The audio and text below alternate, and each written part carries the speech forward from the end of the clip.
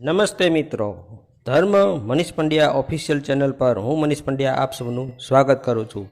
મિત્રો, પુરુષોત્તમ માસની કથાઓમાં આજની વાર્તા છે ડોશીનો ખાવધરો દીકરો. એક ગામમાં એક ભણેલો ગણેલો જવાન તેની વૃદ્ધ માતા સાથે રહેતો હતો. પરંતુ આ જવાનને મોટું દુઃખ એ હતું કે તેનાથી ખવાય નહીં. ડોશી દીકરા માટે જાત જાતની વાનગીઓ બનાવતી અને થાળીમાં પીરસતી. પરંતુ છોકરો ભાણા ઉપર જમવા બેસે ત્યારે એકાએક અરુચિ થતી અને તે એક પણ કોળીઓ ભર્યા વગર માત્ર પાણી પીને ભાણા પરથી ઉઠી જતો. આથી ડોશી રોજ ચિંતા કરતી કે ખાધા વગર તો જીવાય કેવી રીતે. તેણે વૈદોને છોકરાને બતાવ્યો તો વૈદો પણ કહી શક્યા નહીં.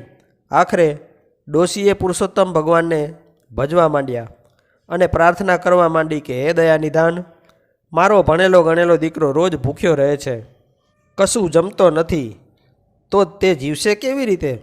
પ્રભુ, તમે એની ભૂખ ઉઘાડો. અધિક માસ ચાલતો હતો. ડોશી વહેલી સવારે નદીએ જઈ નાહી આવતી ને પછી ઘરમાં બેસી પુરુષોત્તમ ભગવાનને આરાધતી હતી. ડોશીની ભક્તિ સાચી હતી. જાણે તેની અરજી પુરુષોત્તમ પ્રભુએ સાંભળી લીધી હોય તેમ ડોશીનો ભૂખ્યો રહેતો છોકરો હવે થોડું થોડું ખાવા માંડ્યો અને ધીમે ધીમે તેનો આહાર એટલો બધો વધતો ગયો કે ઘરમાં જે કાંઈ રંધાતું તે બધુંય એકલો ઝાપટી જતો. ડોશીના ભાગે કંઈ ખાવાનું રહેતું નહીં. હવે તે પુરુષોત્તમ ભગવાનને એવી પ્રાર્થના કરવા લાગી કે હે દીનદયાળુ, તમે તો મારા દીકરાની ભૂખ એટલી બધી ઉગાડી દીધી છે કે તે ગમે એટલું ખાય તો પણ ધરાતો નથી.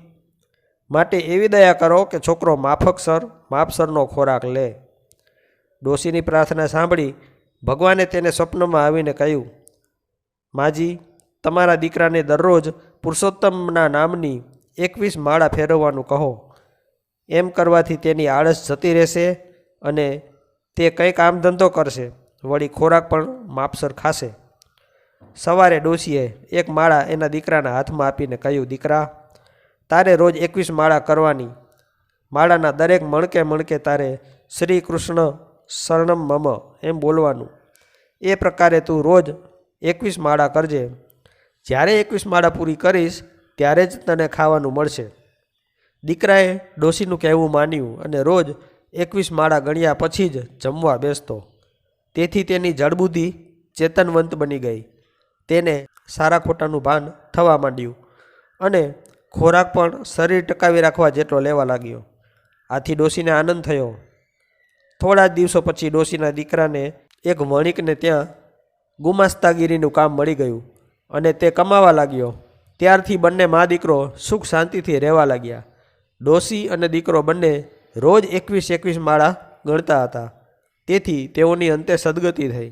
પુરુષોત્તમ ભગવાનના નામનું સ્મરણ કરનારના સર્વે સંકટો, વિકટો અને વિકારો ટળી જાય છે. પ્રભુ નામ સ્મરણનો મહિમા ઘણો મોટો છે. બોલો પુરુષોત્તમ ભગવાનની જય. પુરુષોત્તમ સ્તોત્રનો ગુજરાતી અનુવાદ.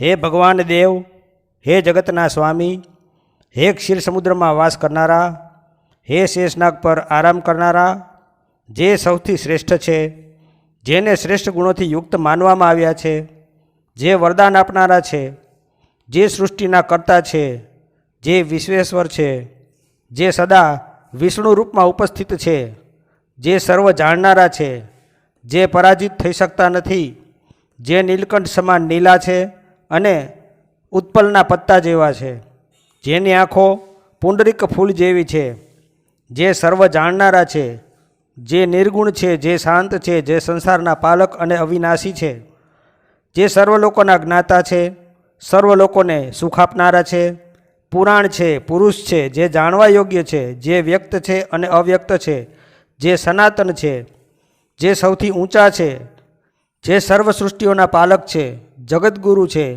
જે શ્રીવત્સ ચિહ્ન અને વનમાળાથી સુશોભિત છે, જે પિત્તાંબર વસ્ત્રને ધારણ કરે છે, 4 હાથવાળા છે, શંખ, ચક્ર, ગદા અને પુરુષોત્તમ સેતુને સંયુક્ત રૂપે ધારણ કરે છે, મુક્તાંગદ ધારણ કરેલા છે, જે સર્વ લક્ષણોથી સંપૂર્ણ છે, સર્વ ઇન્દ્રિયોથી રહિત છે, કૂટસ્થ છે, અચલ છે, સૂક્ષ્મ છે, જ્યોતિ સમાન છે, સનાતન છે, જે ભાવો અને અભાવોથી મુક્ત છે, પ્રકૃતિથી પર વ્યાપ્ત છે, જગન્નાથજીને નમસ્કાર છે, જે ઈશ્વર છે, સુખદાયી છે, પ્રભુ છે. આ પ્રકારે ધર્મરાજે પુરનિયા ક્રોધની સમીપમાં ભગવાનની પ્રશંસા કરતા વિભિન્ન પ્રકારના સ્ત્રોતો દ્વારા પ્રણામ કર્યા. બોલો પુરુષોત્તમ ભગવાનની જય. તો મિત્રો, જો આપને આવા વિડીયો પસંદ હોય, આપને આવી ધાર્મિક વાર્તાઓ પ્રસંગો સાંભળવા ગમતા હોય તો આ ચેનલને લાઇક, શેર અને સબસ્ક્રાઈબ કરજો. ધન્યવાદ.